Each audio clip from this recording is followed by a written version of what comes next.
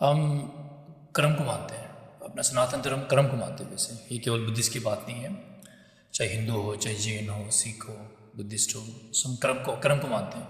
तो कर्म का सीधा सीधा अर्थ क्या होता है कि एक्शन। कर्म मतलब एक्शन। जैसे मुझे भी प्यास लगी, मैंने पानी पिया, मेरी प्यास बुझ गई। तो एक इंसान कर्मों का एक जीता जागता पुतला है। It's a puppet of the past karmas. इसीलिए ये बहुत ही मुश्किल है जानना कि किस हद तक हम किसी को दोष देंगे, क्योंकि वो खुद उतना इंडिपेंडेंट नहीं है जितना आप समझते हो।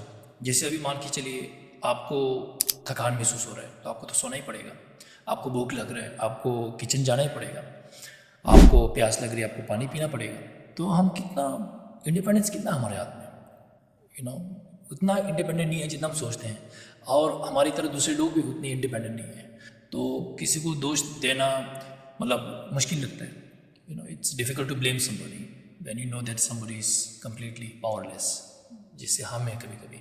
सो ये अगर आप थोड़ा सा इसको समझ लें तो आपको थोड़ा सा लोगों को दोष देने का मन नहीं होगा, और आप समझेंगे कि हमारे पीछे भूतकाल का बहुत सारा किया जा रहा है। कई सारे जन्मों के भूतकाल के बारे में आप कह रहे हो। जी, अनगिनत। ये जैसे चिड़िया हवा में उड़ता है, आपको उसकी परछाई दिखाई नहीं देती है, और आपको पता नहीं होता कि चिड़िया की जो परछाई है वो कहाँ पर है और किस समय चिड़िया अपने परछाई से मिलेगी।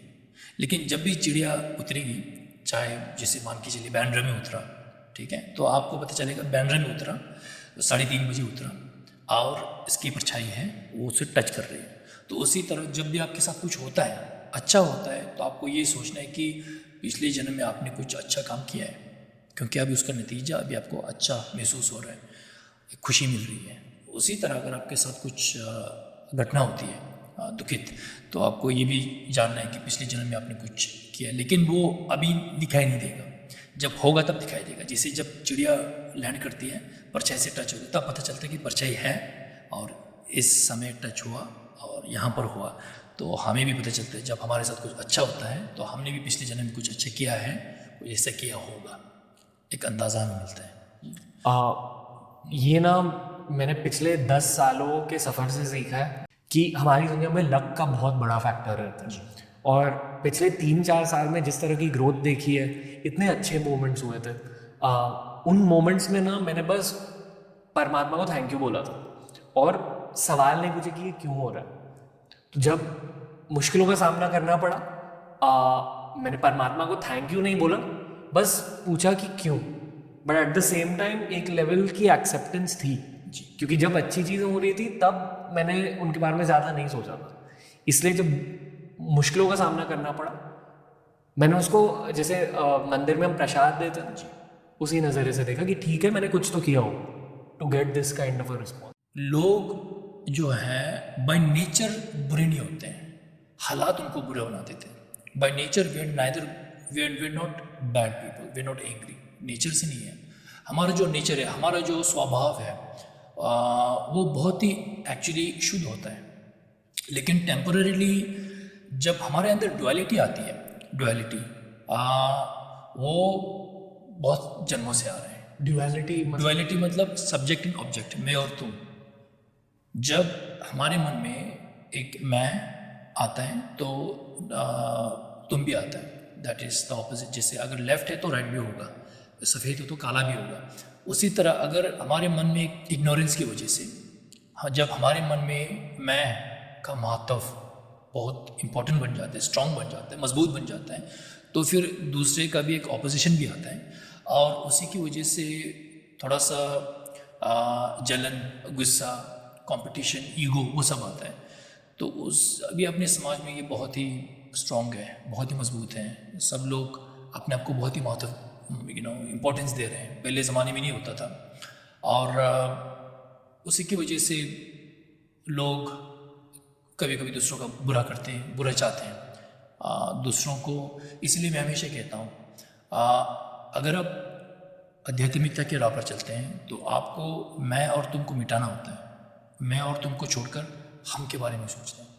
जब आप हम के बारे में सोचना शुरू करेंगे तो इस तरह की प्रॉब्लम्स समाज में कभी नहीं आएंगी। गलतियाँ लोग करेंगे और गलतियाँ करने के बाद लोग माफ़ी भी मांगते हैं। अगर कोई बहुत बड़ा जुर्म नहीं किया है तो फिर मूव ऑन करते हैं, एक्सेप्ट करते हैं।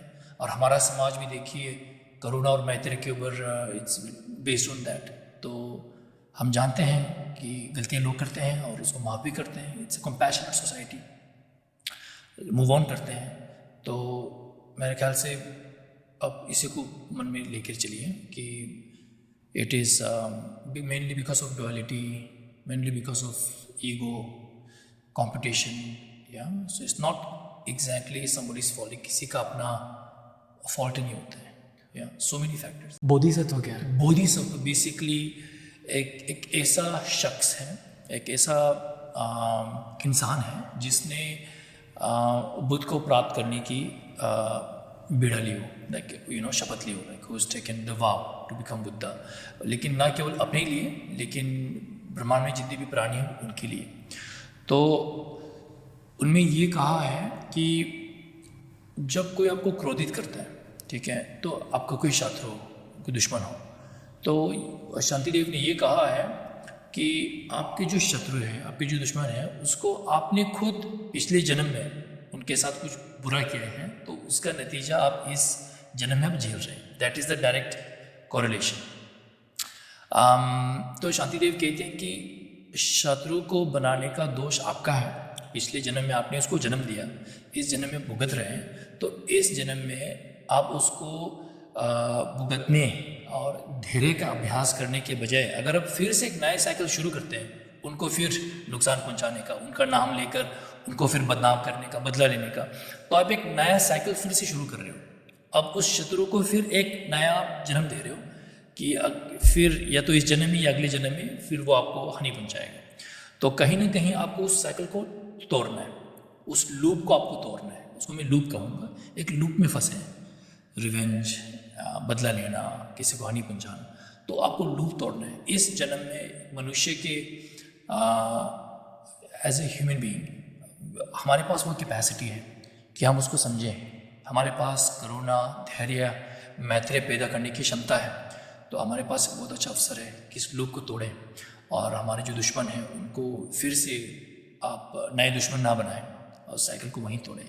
तो आपको एक एडवाइस तो मैं यही दूंगा कि थोड़ा इसको आप अपना पिछले जन्म का बुरा कर्म मान लीजिए और फॉरगिव कीजिए, इनको माफ़ कीजिए और अपने आप को माफ़ कीजिए और जैसे मैंने कहा आगे बढ़िए, एक्सेप्ट कीजिए।